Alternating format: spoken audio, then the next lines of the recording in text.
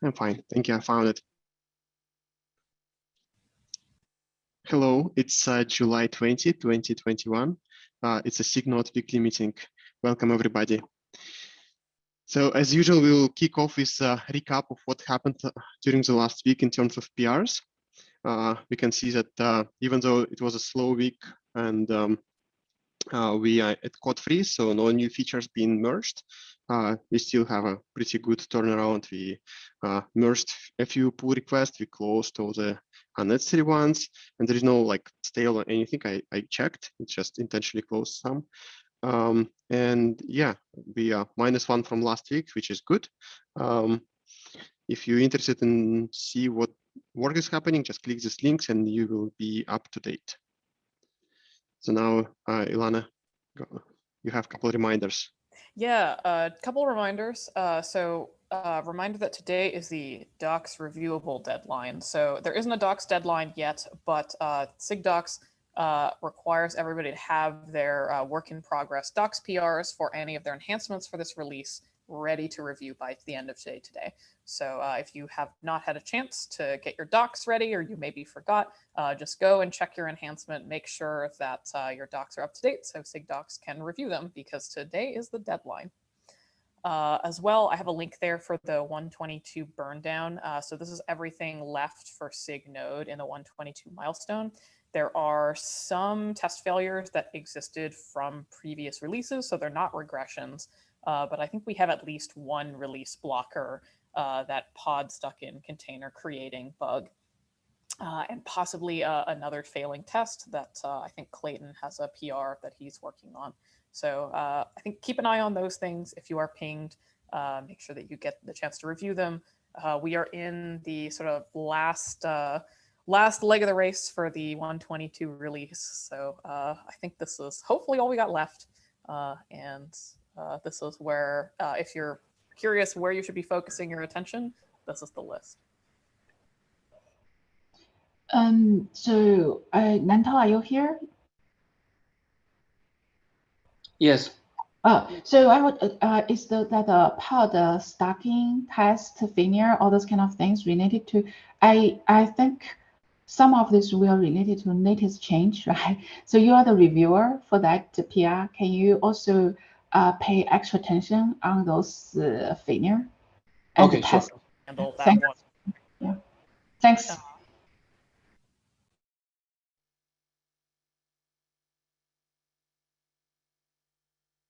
Yeah, I think And that's I feel all I've got for that one. yeah, this release went very well. We don't have too many release blocking or like urgent fires to deal with, but this pod related things, like we know that pod lifecycle is hard, so let's pay attention.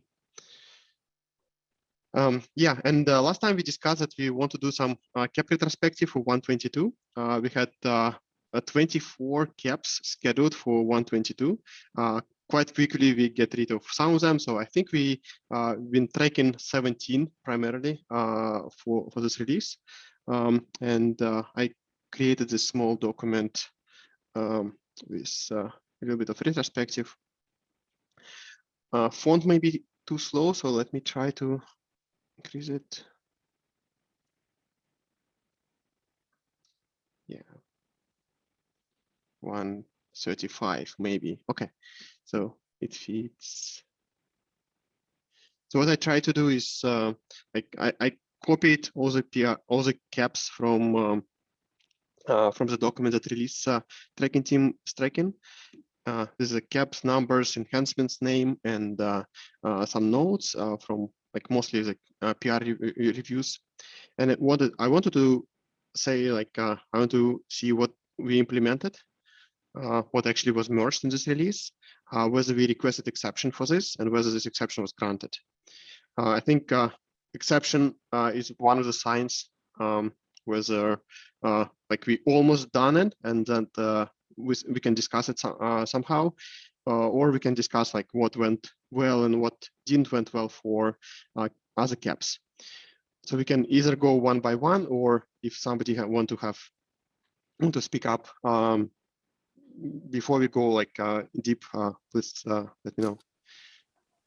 Yeah, I guess it makes sense, Sergey, to go on the ones that we miss. So there are 4. I can talk to the 2712, the pod priority based node graceful shutdown. So we just missed one API comment from Clayton, and because of the time zone, we missed the deadline. And so I think that one is close, and hopefully we should be able to get it in early for 123. I think a lot of these there's difficulty with getting the API reviews done, and I know some of them weren't flagged early enough for API review, so they didn't have anybody assigned. That also sort of happened for the configurable grace period for probes. So we requested and got an exception for that one, and it was like there were just these like small API review comments because it didn't get an API review until the last day. And then we needed to fix them and we just didn't have enough time. So I know when I was going through a lot of the implementation PRs, I had found a bunch of them that had API changes but weren't marked for API review. So nobody was assigned until very late in the release. I think that's potentially something that we could do better on next release, is like flagging that stuff super early and making sure that things are like ready for review and flagged for API review as early as possible. Yeah, I think Yeah, that makes so sense. Yeah, and maybe one yeah, more. I can Go ahead. go ahead. No, One more I thing. just wanted to react on that. In dynamic kubelet config deprecation was the same way. So we I spent time getting approval from approvers, and then went through another cycle of going through API reviews, and it was very late in the game already also. So yeah, plus one for that. Go ahead, Mrunal.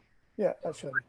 Yeah, so I think maybe like getting, when we are doing the KEP, maybe we can get the API portion, including the comments. Maybe if we could somehow get it reviewed there, then it may help avoid such issues. I don't know what are thoughts on that.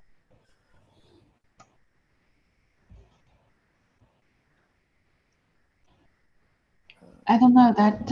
I don't know. We used to doing that, but during the implementation, you may change your API. Right. So Yeah. API, yeah, reviewer pool is too small, so it's more challenging, right? I think they already did the best, and also there's something like from the API perspective, and for example, for VPA feature. And sometimes it's quite different from the ET6. So there's always have some back and forth just beyond API. A lot of, depending on the reviewer, also sometimes have a lot of back and forth debate, design. So it's just, yeah, all I can see, I like what Alala said, that we have to process it, make sure avoid unnecessary latency. But sometimes our feature, especially a lot of node feature, is pretty complicated. And so they pay extra attention, and also not all the API reviewer understand a lot of node feature. So there's from the API perspective, there are certain requirements, but from the node, there also have some complexity. So yeah, just. So for the pod priority based graceful node shutdown in particular, I think that's a good example to go with. So that PR was opened like quite early in the release cycle. It was open June 16th. And at some point I was going through and reviewing all of the PRs, and I noticed that it was missing an API review label, and it didn't have an API reviewer assigned, but it was changing files that needed API review. So I think like the last week of June, I added the API review label, but the API reviewer still had not picked it up. So I think at some point, let's see, like I had pinged folks in the channel, still didn't hear back from them. And then finally about, I think, a week sort of before the deadline, I was able to get an API reviewer assigned. But so that's the sort of thing where I think in theory, like, we could have marked that one as API review off the bat, and then that would have like reduced the sort of risk of missing it because we just didn't have an API reviewer looking at it early enough. Yeah. I can also talk to 2535. So that one actually didn't make the KEP deadline itself. So Yeah, that one, I think we requested an exception very early. Oh, wait, no, I'm thinking of, yeah, This one. 2535. Yeah, that one we requested an exception really early, like it missed the initial deadline, but there was a bunch of stuff missing, so we didn't make it then.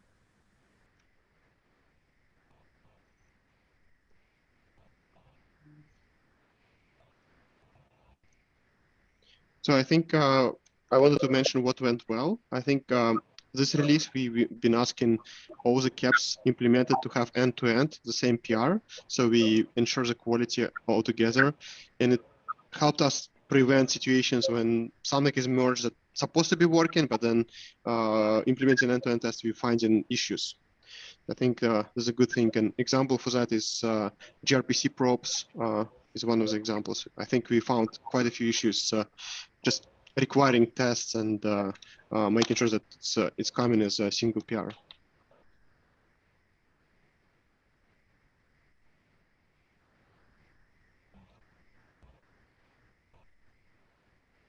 Yeah, it's a big disappointment though that we didn't make gRPC probes into this release. It was a well-wanted feature across many people.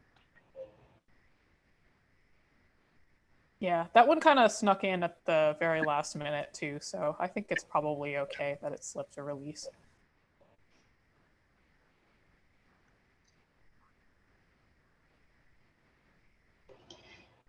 Maybe someone want to talk about the theater weatherless for CRI stats. And yeah, I can talk about that one. Yes, for that one, we required 2 PRs, basically one for the CRI changes and then one for the kubelet level changes. I think the CRI changes we made a lot of good progress on, and I think we held that almost ready to go. However, the kubelet level changes we need a little bit more time to iterate on to get like tests and all that. And so we were about to merge the CRI changes, but we were a little concerned about getting that merged, but without the kubelet changes, because then we can't really validate the whole thing end to end. So we requested exception for that, but unfortunately it was denied. So I think we'll just pick it right back off in 123, but we made a lot of good progress here, and I think it'll be ready to go pretty early on in the next cycle. Yeah. Is there any learnings? Yeah, go ahead. Yeah, specifically from this one possible learning. So one thing that I noticed is a lot of PRs for the implementations were marked as work in progress until like the final week before the deadline. If those things are ready for review before then, we need to take the work in progress flags off of them because they won't get looked at because we have pretty limited reviewer and approver bandwidth. So I think that's an area that we could also probably do better in order to. Yeah, I agree. I think we definitely the main reviews came in kind of late for both the CRI and the kubelet level changes, and yeah, and I think another learning in general is if you're making CRI level changes, it's a little bit more difficult also because you usually have to follow up with some type of kubelet level changes and also container runtime, like the actual container runtimes have to implement those changes, so it's an additional complexity due to that. But yeah. Actually, this one I also have a question. When I saw that exceptional request sent on, I was a little bit shocked. So that's why I didn't comment. I didn't support because I thought that's not ready. So when I saw that exception, I feel so maybe we are. This one is giving me like the thing. We don't treat the deadline, right? So we feel like, okay, if you give me that, we just try exceptional, and then if you grant me, and then I will lucky to get the extra 1 week development time. So something give me like that a signal. Because before the deadline, I look at that PR, I think it was not ready. So I feel I just share my my observation and doing that deadline. Yeah, I think that makes sense. Yeah, for this one specifically, I think a lot of work got done, and Peter helped a lot from this. From I don't know if Peter's on the call, but yeah, he helped a lot on this one. But it was kind of a lot of movement on the last in a week. So definitely, I think it just maybe a little bit more planning and work ahead of the deadline would help this one. So yeah.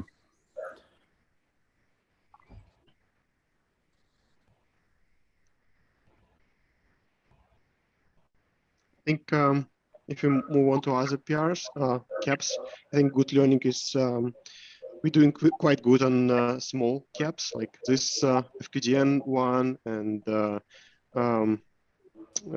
size support size memory backed volumes. They were merged very early.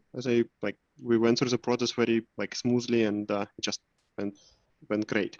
So it's fun. These two are very good. I think we're doing good if we start early on the process. Maybe caps that we will move to the next milestone, if they will keep the pace and we'll try to merge early, we will do as well there.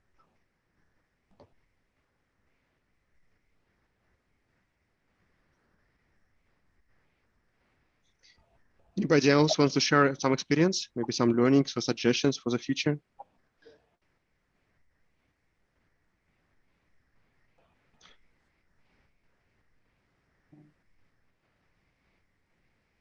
So I think one thing that may have been new for some folks this cycle, since it only became mandatory last release, was production readiness review, or PRR. Did folks find that helped with some of the implementation, or ensuring that there weren't any upgrade surprises or things like that when implementing this cycle?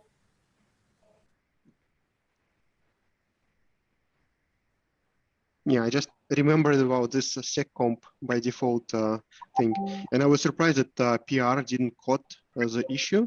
So this PR was this cap suggested to enable seccomp by default everywhere, and it could have broken some workloads. So PR is supposed to catch this issue early and don't let it slip through. But during implementation, during the PR stage, that issue was caught, and cap essentially was changed to enabled by default when flag is set. So it's only it's only breaking if you want it to break, if cluster administrator decided to enforce this policy. So I was surprised that it wasn't caught, but I mean, nothing is perfect. I mean, maybe that's expected, right? Yeah. In general, Prot is supposed to be working and catching these issues. Oh, I mean, I would assume that, you would expect it to break if it wasn't respected before and you start enforcing it. That seems like what you would want. So. Yeah, but my point is that PR is supposed to catch the situation when we have this feature and enable it by default on upgrade. So after upgrade, customers may not realize that their workloads will be broken. I see. So that issue wasn't caught in PR review.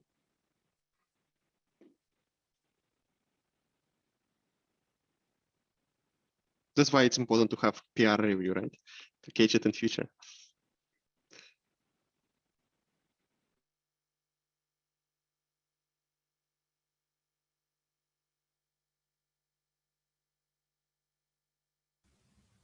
Is there anything on this list that we think should have made it this release but didn't?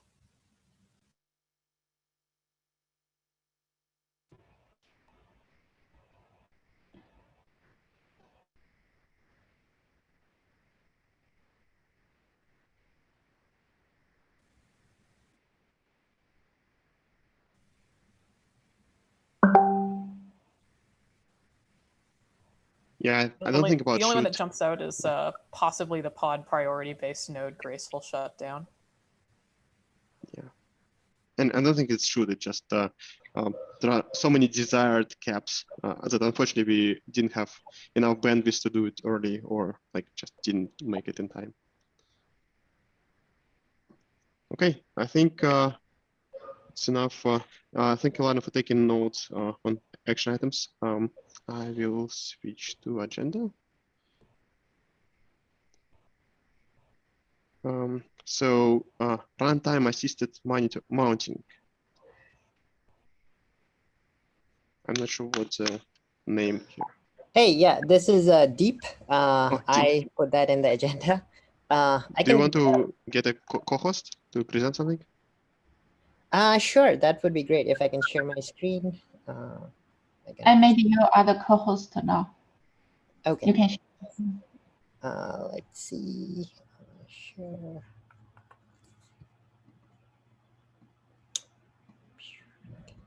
All right. Hopefully everyone can see my screen. So, hey, I'm Deep DeBroy. I'm looking at this concept called runtime assisted mounting of persistent volumes. So this is basically, I'm at the phase where I spoke briefly about it with SIG storage in the last meeting. And there are a few things to consider on the runtime side as well, which is why I wanted to sort of socialize the idea here. And then if there are no major set of objections, kind of go ahead and file the issue and go ahead with the official KEP and the whole stuff. So let's get into the overall concept. This is kind of like a very high level overview of all the things that happen in a node as a pod that is trying to mount a persistent volume either inline or through a PVC gets scheduled on a node, right? A node might have different runtimes configured. For example, it could be a micro VM runtime like Kata along with runc as the default that are configured on the node. As the kubelet prepares to bring up the pod, it needs to talk to something called a CSI Node plugin in order to set up what are called the staging and the publish paths for a volume that are eventually passed to the CRI runtime through the CRI create container and eventually into the OCI runtime through the OCI mount specs that specify where exactly is the file system mount in the host that the container needs to be looking at.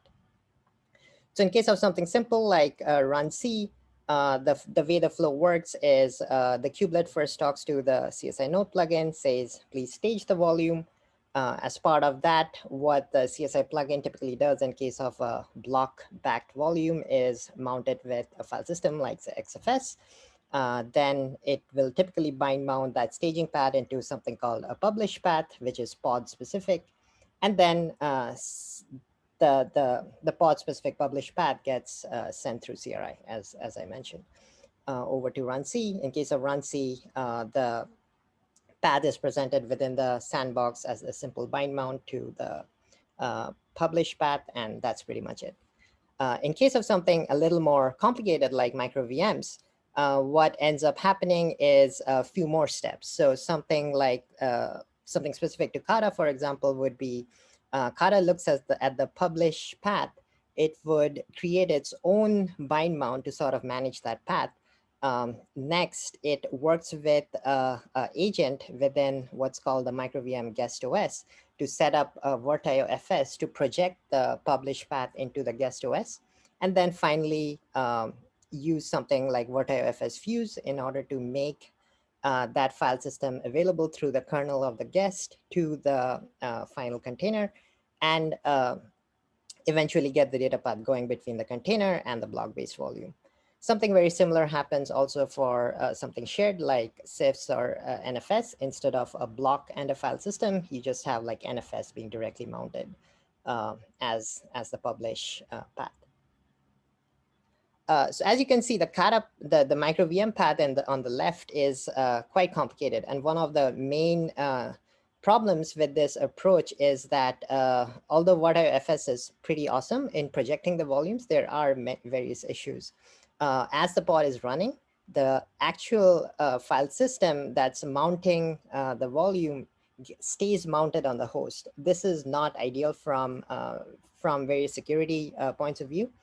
In terms of performance, it is not ideal in case of various IO patterns. And the other main problem is the full fidelity of the file system that's used to mount the volume is lost by the time it gets through the Vertio FS layer all the way to the containers. So certain things like iNotify, etc., does not quite work out the way it is supposed to work with a real file system. So one of the enhancements that we'll be proposing as part of the KEP is it involves quite a few changes to the different components. But what you can see on the left compared to the previous state was that a micro VM runtime like Kata, in this case, what it does is it uses something like VirtIO block to basically project the block device up to the file, up to the guest OS, and then mount the block directly within the guest OS with the file system that is specified. So instead of the CSI Node plugin mounting the file system at the host level, it's the runtime performing the mounting of the file system within the guest. So in this case, the container gets the full fidelity of the file system. Things like iNotify, etc., just work. Performance characteristics are much better. Weird, corner case issues involving the file system that maybe VirtIOFS limitations do not show up. And yeah, so those are kind of like the three main advantages. So this requires quite a few changes. One of the changes from the first phase onwards is the CSI Node plugin needs to present a mechanism for users to specify that, hey, this needs to be enabled on a certain persistent volume. So CSI plugin authors have various ways to specify this. It can be a storage class parameter, it can be a PVC or a pod annotation.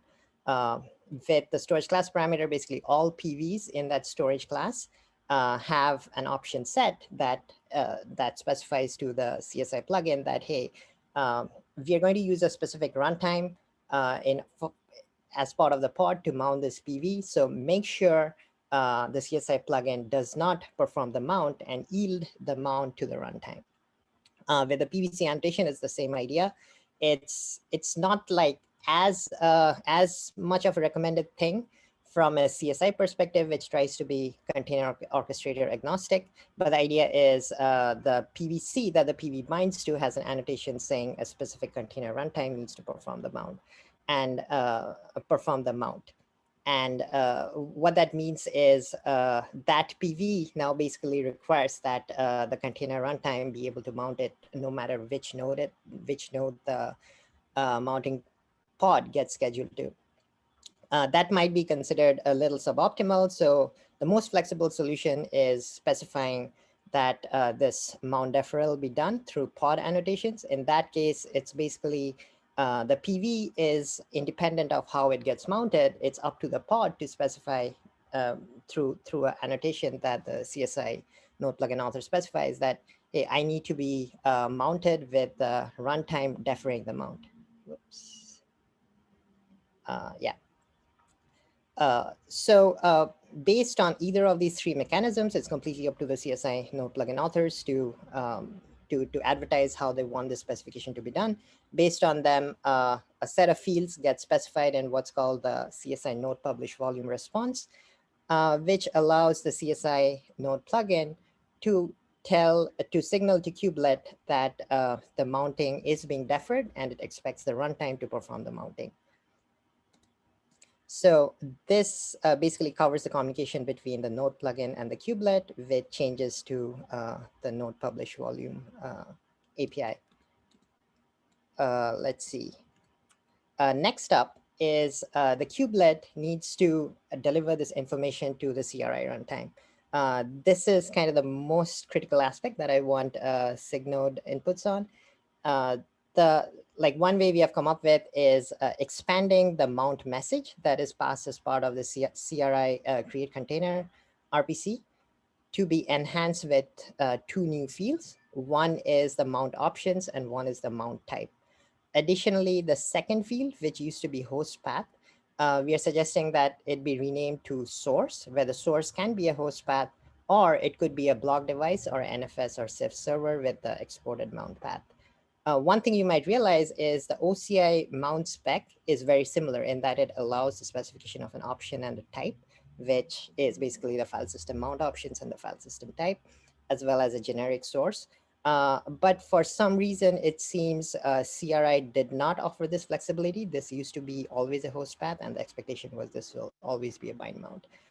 So that is one of, I think, the major things from the SIG Node perspective that I'm trying to get across. this is going to be one of the major changes that allows the communication between the kubelet and the CRI runtime. The CRI runtime is going to deliver the same option to the OCI runtime. The OCI spec, as I explained, the OCI mount spec already has fields to specify the file system type and the mount options. So basically, the runtime will need a set of enhancements to say, well, here are the mount options and type from the CRI side. OCI runtime, process them appropriately. And finally, for like a micro VM OCI runtime, it'll need to process those fields and take care of setting up, say, what IO block or whatever mechanism it chooses, and perform the final mount.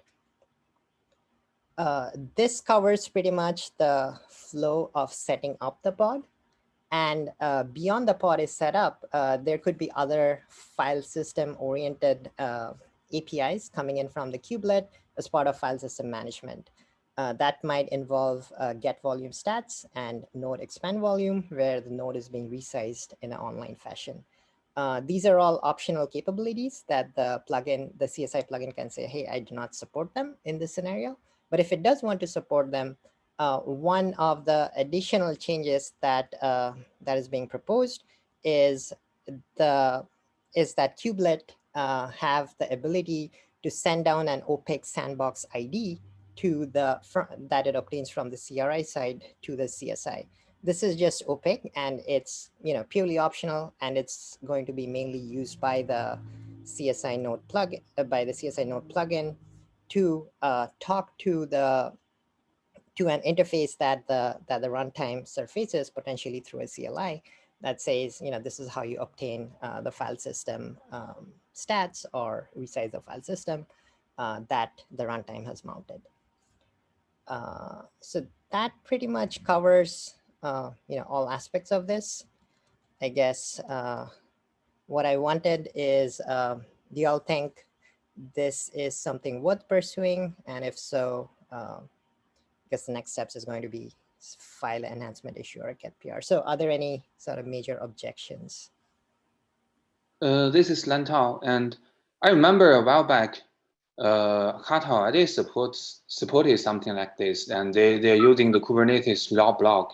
So basically, if customers mount their volumes as raw block on the host, and then their Kata shim will identify that, and instead of mounting it into the VM, it will directly expose it into the VM, and that logic is on their side in the Kata shim.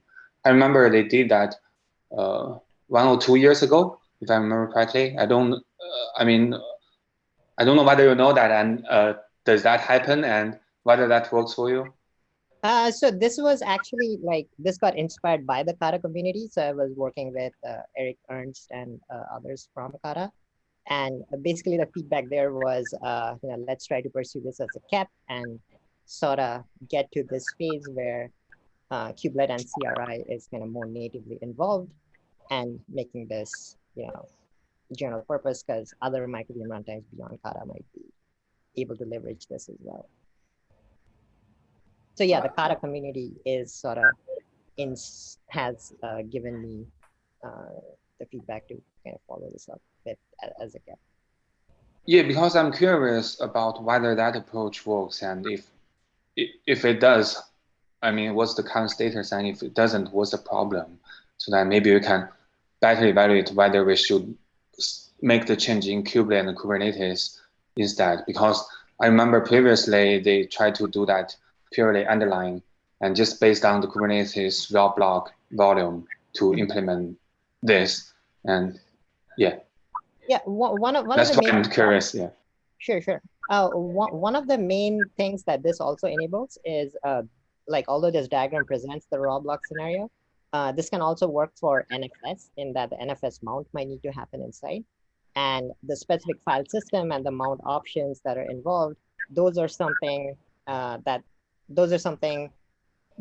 basically parameters that the CSI Node plugin can control and basically pass over to the runtime through this approach, which may not be possible with a raw block, because in case of raw block, it's just the block device that's getting passed over. like the mount options are basically out of the picture, as well as the file system type.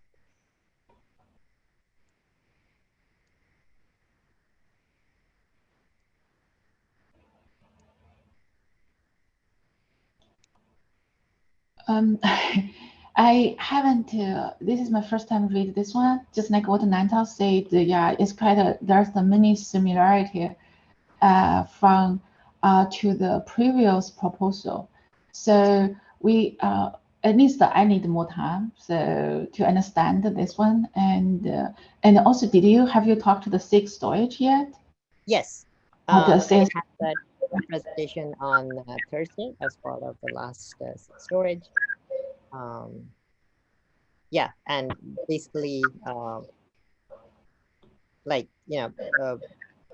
went over an overview like this, didn't have this specific diagram there, but essentially they did want to, follow up through kind of like the official KEP and more sort of design, focused design sessions. So if you think like it's worth pursuing, like I can schedule that, and folks interested, like I would love to invite them over as part of the doodle. Yeah, to me, I think because luckily that the Kata community has already experimented the previous proposed approach, and seem that because we're having this, it seems that one doesn't work very well. And I feel like that is useful to understand which part doesn't work, so that we know better which part of abstraction we should move up, and understand the problem better. Because if everything can be resolved outside of Kubernetes, why do we add more abstraction to Kubernetes for this?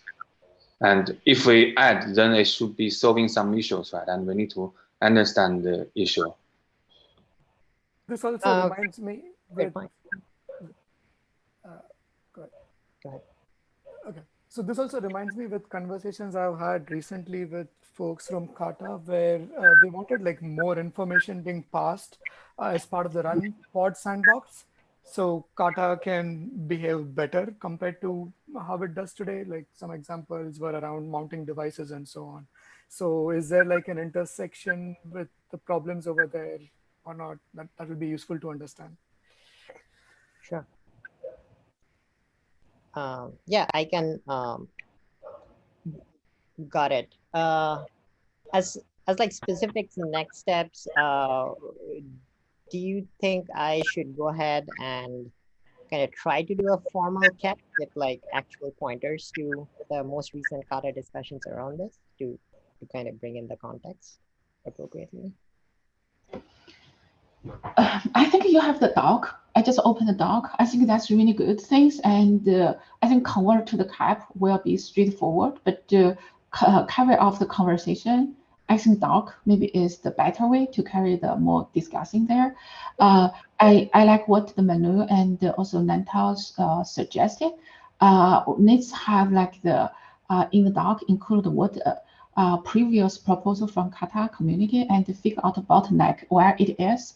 And what you earlier you mentioned some the performance and the complexity and all those kind of things actually make sense to us. This is why in the past we try to looking into how to improve the performance overall and also usability overall for the Kata use cases, right? That's a couple years ago, but obviously it's not meet all the requirement. And Manu also mentioned that, which is in your presentation earlier, you also mentioned that, for example, certain information to exchange between several entity or component involved.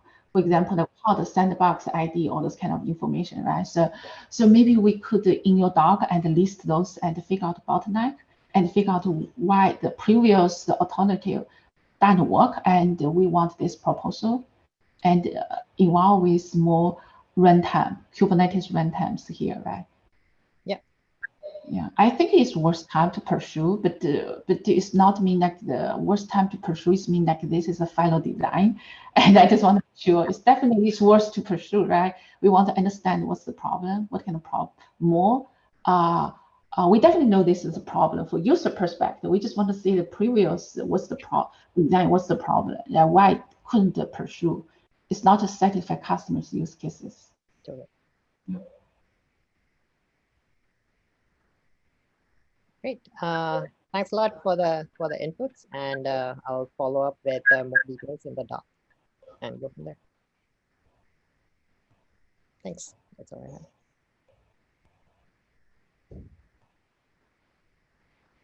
Thank you, Deep. I think next one is non-graceful node shutdown, and I'm sorry I don't know the name. Hey, this is Shane. Hey, Shane. Hi. Yeah, so working on this non-graceful node shutdown cap. Basically, when a node shuts down after 5 minutes, by default, the pods will get into this terminating state, but then it will get stuck because there are still volume attachments that are not deleted. So the cap proposed to clean those things up, clean up the pods and clean up the volume attachments so that the pods can run on a different node that is still running. But when the shutdown nodes comes back, we want to make sure that we do proper cleanup, like node unpublish before the pods get scheduled on the node again.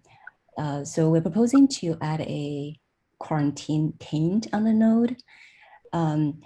So a lot of this logic are happening in the pod GC controller, and also there's some changes in attach detach controller. The problem is that we don't really know when node is not ready. We don't really know that's really because it's shut down or it's just like a network partition. So I see that you have this graceful node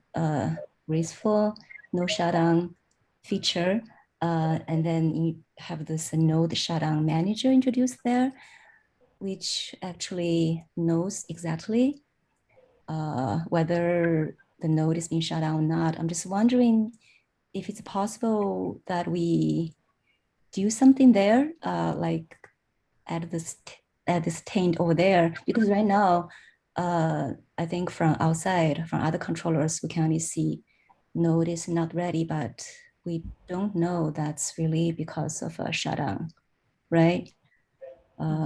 This is already there, and David can fill in the details, right? Like David, we added something so that we don't get pod scheduled during the shutdown, right? Yeah. So right now, possible that we can use that already, you're saying? Yeah, there's not a taint. The node is not ready state. There's a big message applied for shutdown specifically. So so you're a saying we can check the reason or something? Is it? Yeah, what exactly. do we check? Yeah, So, exactly. okay. The ready condition and reason. Because not ready itself is not enough, right? So we check because you think the reason is something that actually will be a constant that we can actually rely on that. Okay, that would be great actually. Yeah, exactly. You can do that. There. Okay, so that's awesome. So I will check the code and see exactly what string that is, and if I have questions, maybe I will reach out to you, Dave. Sure. Yeah, feel free. Okay. Of course. Great. So looks like okay, it looks like problem solved then.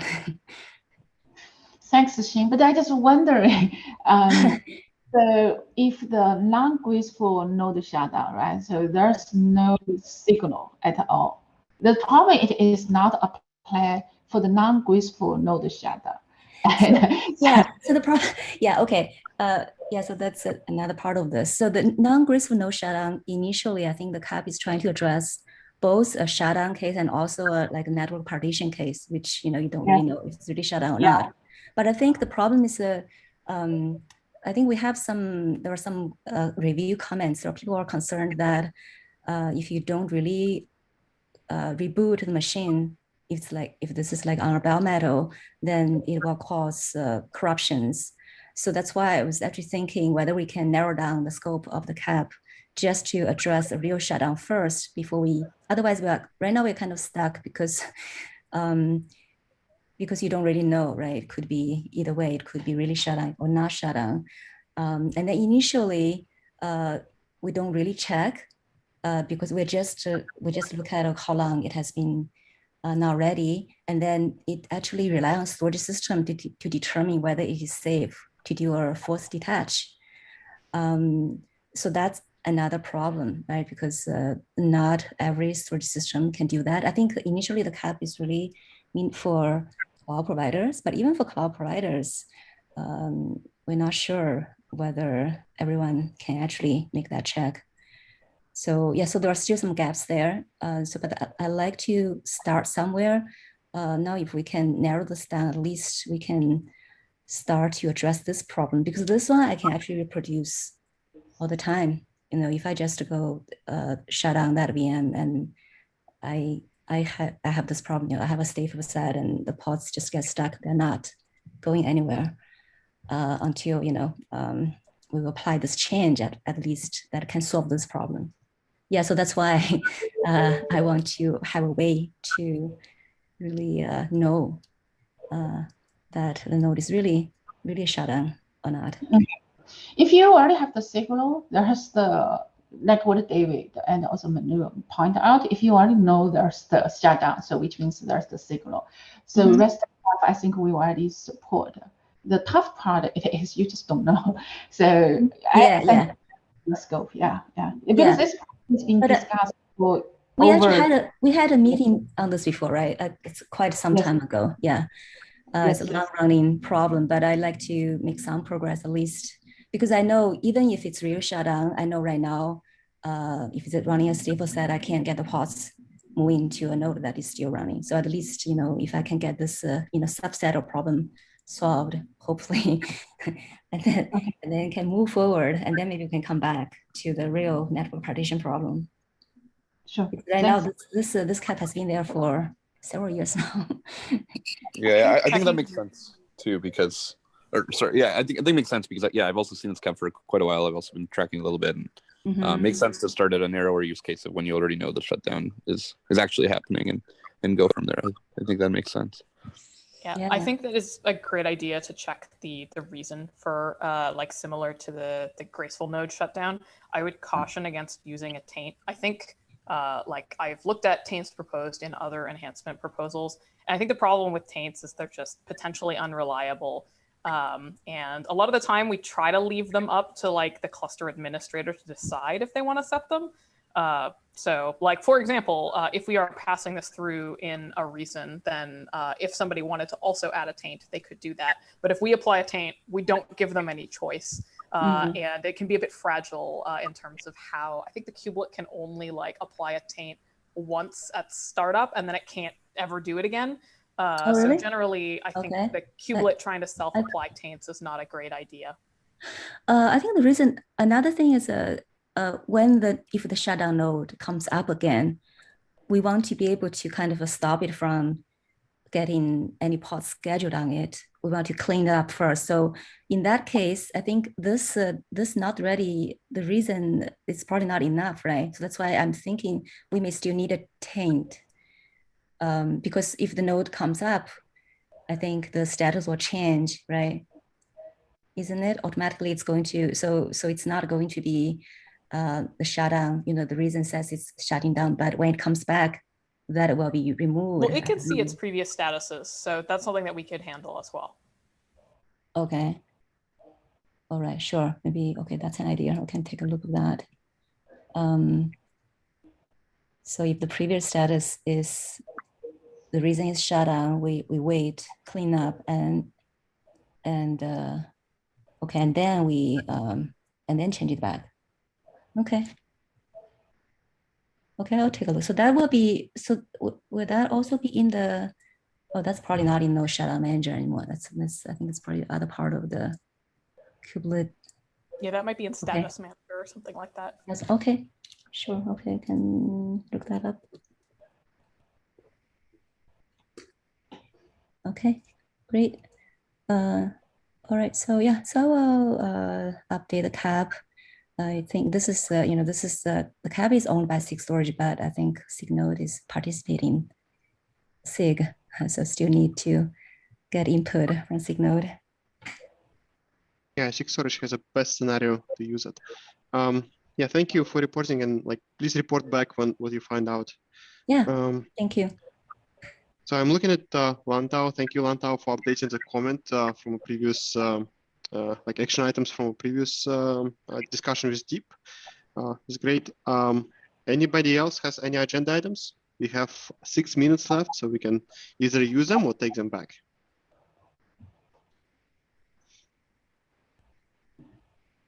Going once, going twice. I think we are ready to finish the meeting. Thank you, everybody. Sounds like we're calling it. Thanks, everyone.